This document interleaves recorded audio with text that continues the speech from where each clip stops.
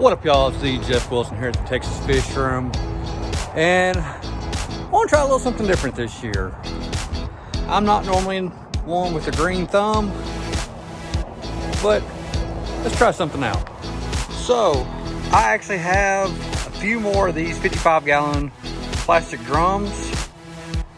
What I'm going to do, I am going to cut them in half and do basically a potted garden. So we got our different topsoils and other soils and compost, peat moss. Let me show you how I'm going to do this. So with these barrels, first thing I got to do here is cut these in half because I definitely don't need a barrel that tall. I'm just going to use my Sawzall and cut these, and I'll be right back.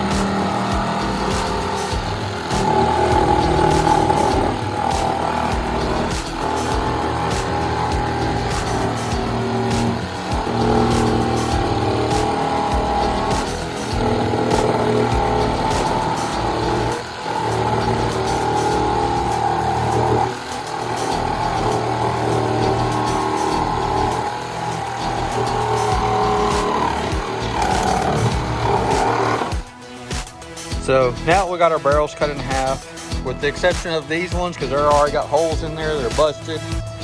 So these were free.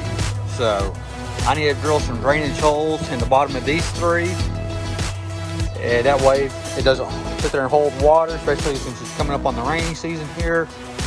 And I don't want these to become waterlogged. So now we have all of our cut down barrels drilled. They're all now lined up in pretty much where we want to set them. Now we don't want to fully fill these up with soil because that'd be really expensive. So what we're doing, we got a lot of dead trees and stuff around here. So we're getting this to put at the bottom of these.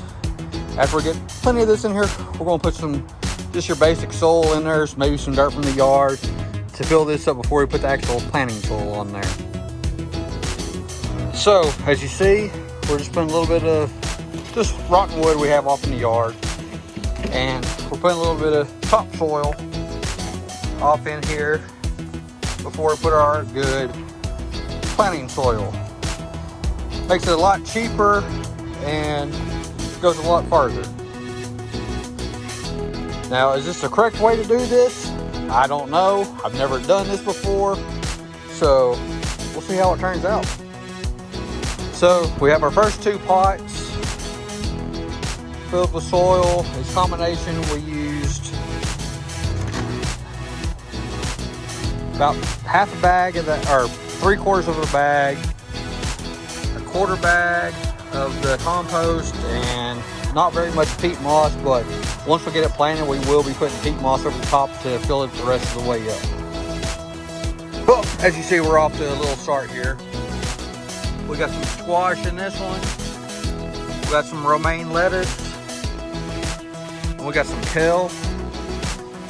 Still got several others to do, but this is taking a little bit longer and a little bit more material than I thought it was going to. So we got a lot more to do, but just showing y'all how everything's starting, how it's going. So what I'm about to do now, I'm about to actually roll out the water hose over here and start doing some water changes so I can water these that we do have planted, because hey, good water, not going to let it go to waste. It also has some good nutrients in there to help the plants and vegetables grow, because it's manure basically. So y'all take it easy.